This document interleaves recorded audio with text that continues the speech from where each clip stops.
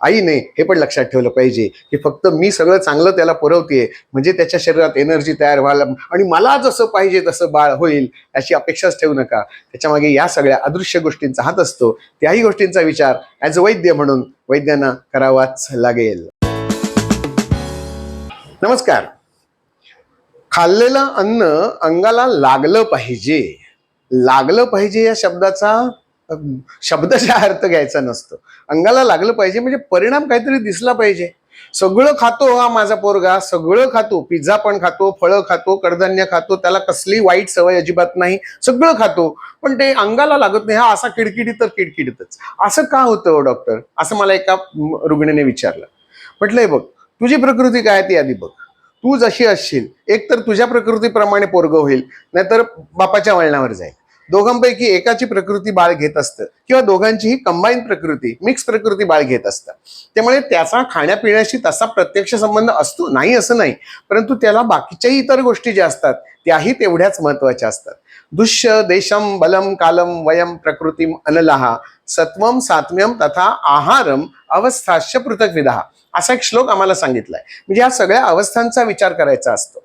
आता या बाळाचा गर्भ जेव्हा गर्भामध्ये तयार होतोय तेव्हाची प्रकृती काय आहे, मातेची प्रकृती, पित्याची प्रकृती, त्यावेळेच्या निसर्गाची प्रकृती काय आहे, त्यानुसार आपल्याला बाळाचं प्रकृती ठरवता येत असते, त्याची भूक ठरत असते. म्हणजे ऑक्टोबर महिन्यात जर गर्भधारणा झालेली असेल तर तिथे 9 महिने 9 दिवसांनी पुढचा जन्म होणार आहे.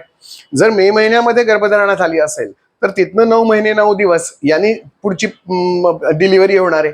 जेव्हा गर्भधारणा होते तेव्हाचा काळ कसा आहे याचाही विचार या गर्भधारणेमधून आणि नंतरच्या प्रकृतीमध्ये ठरवावा लागतो. पांचभौतिक चिकित्सा नावाचा एक चिकित्सा प्रकार आयुर्वेदातली एक उपशाखा म्हणून वैद्य दातार शास्त्री परंपरेमध्ये केला जातो. त्यांच्या शास्त्राच्या त्या परंपरेमध्ये या गर्भधारणेला कोणता काळ आवश्यक आहे त्या काळाला पण तसंच महत्व दिलंय. एखाद्याची प्रकृती अम्लधर्मी असणं, क्षारधर्मी असणं हे त्या प्रकृतीनुसार त्या काळानुसार दुष्य देशम बलम कालम हा जो काळ असतो तो काळही तेवढाच महत्वाचा असतो. कोणत्या काळामध्ये जेवलं जातंय तो काळही महत्वाचा असतो. सकाळी भूक लागते तेव्हा जेवलं जातंय का, की उगाच आपल्या घड्याळात वाजले 12 आईनं केला शिरा म्हणून मी आपला तो खातोय आणि मी शाळेत, असं नकोय व्हायला. भूक लागली असताना खाल्लं तरच ते पचणार आहे. जसं गॅस चालू असतो आणि वर तुम्ही पातेलं ठेवलं आणि त्याच्यात फोडणीला काही घातलं तर ते सगळं शिजणार आहे. पण तुम्ही सगळं घातलं पण खाली गॅसच पेटलेला नाहीये, भूकच नाहीये, तर त्या अन्नाचं कन्व्हर्शन होणार कसं? रूपांतरित तर व्हायला पाहिजे. ते एनर्जी तयार होण्यासाठी शरीराला ज्या फॉर्मेटमध्ये ते अन्न बदलवून घ्यायचं असेल ते बदलवण्यासाठी शरीराला वेळ पण द्यायला पाहिजे. म्हणजे भूक असते त्यावेळेला ती सगळी एन्झाईम्स पोटात तयार झालेली असतात. आता माझी चंगळ, आता मी जेवायला सुरुवात करतो असा संकल्प, अशी आग खाऊ की वाघ खाऊ अशी भूक जेव्हा लागते तेव्हा खाल्लं तरच ते अंगाला लागणार आहे. पचनी पडलं तरच ते अंगापर्यंत येऊन पोचणार आहे, नाहीतर पोचणारच नाहीये. जसं खूप वाळलेली जमीन आहे आणि त्याच्यावर पाणी पडलं, पावसाचे काही थेंब पडले, जिरून जाणार आहे ते, त्याला उमळ येणार नाहीये.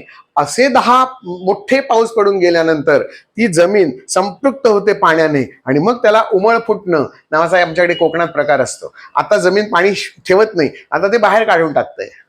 याला म्हणतात जमिनीतनं पाणी बाहेर फेकून देणं. आता या जमिनीमध्ये पाणी पूर्ण मुरलेलं आहे, आणखीन क्षमता नाहीये. अशी अवस्था शरीराची जेव्हा असते की जे टाकाल ते जिरतंय, जे टाकाल ते जिरतंय, अशा वेळेला या अन्नाचं रूपांतर एनर्जीमध्ये, ताकदीमध्ये, मसल्समध्ये, सगळे धातू पुष्ट होण्यामध्ये केलं जात असतं. आणि मग त्याच्यातनं जो काही शिल्लक भाग राहतो तो ओज म्हणजे ऊर्जा, अनंत ऊर्जा, चैतन्य. मग तेज दिसतं, लकाकी दिसते, चमक दिसते, नखांमध्ये दिसते, केसांमध्ये दिसते, डोळ्यामध्ये दिसतं, असा एक ऑरा तयार होत असतो आपला. हे सगळं होण्यासाठी तुमचं जेवण योग्य वेळेला होणं अपेक्षित असतं. तुम्हाला जे आवडतंय ते खाल्लं तरच ते अन्न अंगाला लागणार आहे. कारल्याची भाजी, भेंडीची भाजी, वांग्याची भाजी असं नाक पुरडून जर खाल्लं तर ते तुमचं अन्न लागणारच नाहीये. काही मी घटक सांगतोय अन्न अंगाला का लागत नाही. योग्य वेळेला तुम्ही जेवताय, भूक चांगली आहे पण लक्ष तिसरीकडेच आहे. मग ते बाबांनी भेटवस्तू काय आणलेली आहे आणि आईने आज काय प्रॉमिस केलेलं आहे, किंवा डोक्यात होमवर्क केलेलं नाहीये त्याचा एक गिल्ट असतो, ती ताई मगाशी भांडलेली असते त्याचा एक गिल्ट असतो, किंवा मी कुठेतरी काहीतरी चुकीचं केलेलं आहे त्याचा एक गिल्ट असतो, टीव्ही सुरू असतो, मोबाईल सुरू असतो, गप्पा गोष्टी फोनवरनं सुरू असतात. ह्या सगळ्यांमध्ये जर तुमचं जेवण जात असेल तरीही त्या जेवणाचा हविरी भाग जो आहे तो त्या इंद्रियापर्यंत पोचतच नाहीये, तो अग्नीच तिथे नसतो. आणि मग तो हविरी भाग पोचवणार कोण? आपल्याकडे यज्ञ संस्कृती जी आहे या यज्ञ संस्कृतीमध्ये असं सांगितलंय की तुम्ही ज्या आहुत्या टाकताय ह्या सगळ्या आहुत्या त्या अग्निदेवाला समर्पण केल्यानंतर त्या त्या तत्वापर्यंत तो अग्निदेव पोचवत असतो आणि ह्या सगळ्याला गणपती बाप्पा मदत करत असतो. त्यामुळे अग्निनारायणाय स्वाहा अग्नये इदन्न मम असं म्हणून जेव्हा आहुती सोडली जाते त्या मंत्राचा प्रवाह म्हणून त्या अग्नीतनं सूक्ष्म द्रव्य तयार होऊन त्या देवतेपर्यंत पोहोचून त्याचा रिबाउंड तुमच्याकडे येतो आणि तुमच्या शरीराला, मनाला आणि आत्म्याला तृप्त करत असतो. अशी ही रिव्हर्स प्रोसेस आहे. ह्यामध्ये जर कुठे अडथळा असेल तर ती जर रिव्हर्स प्रोसेस झालीच नाही तरी तुम्हाला ती एनर्जी मिळणार नाहीये. जी तुम्ही खात असताना, पित असताना सगळं लक्ष, तुमची इंद्रिय, तुमचं मन, तुमची बुद्धी, तुमचं चित्त, तुमचा आत्मा, तुमच्या इच्छा या सगळ्यांवर जर केलं तरच शरीराला त्याचा फायदा होणार आहे. शरीर पुष्ट होण्यासाठी अभ्यंग पण करायला पाहिजे. अभ्यंगम आचरित नित्यम स जराश्रम वातः दृष्टी प्रसाद पुष्ट्यायु स्वप्न सुत्वक दाढ्यकृत असे 3 शब्द असे इतके सुंदर वापरलेत की ज्यामुळे शरीर पुष्ट व्हायला मदत होत असते. अशी किडकिडीत मुलं जर सुधारत नसतील ह्या सगळ्या गोष्टींचा विचार करायला पाहिजे. आणखीन एक गोष्ट असते ते म्हणजे पोटातले कृमी. तुम्ही सगळं खाताय परंतु ते जिथे पाहिजे तिथे पोचतच नाहीये. म्हणजे केंद्र सरकारकडनं 1 रुपया येतोय परंतु खात्यामध्ये जमा होईपर्यंत 30च पैसे शिल्लक राहत आहेत. मग हा 70 पैशांचा भ्रष्टाचार मधल्यामध्येच कोणीतरी खाऊन टाकतंय. वरनं पैसे येत आहेत आणि तिथपर्यंत पोचत नाहीये. वरनं अन्न येतंय आणि एनर्जीत रूपांतरित होत नाहीये, पुष्टीसाठी वापरलं जात नाहीये. मधल्यामध्ये कोणीतरी खाऊन टाकतंय. हे कोणीतरी जे आहेत त्याला म्हणतात कृमी. पोटातले जंत असू शकतात किंवा सूक्ष्म जीव असू शकतात, बॅक्टेरिया काही असू शकतात, काही उपकारक असतात, काही अपकारक असतात. हे सगळेजण त्या अन्नातला त्यांना मिळणारा भाग जर त्यांनीच खाऊन टाकला तर आमच्या शरीराला ते मिळणारच नाहीये.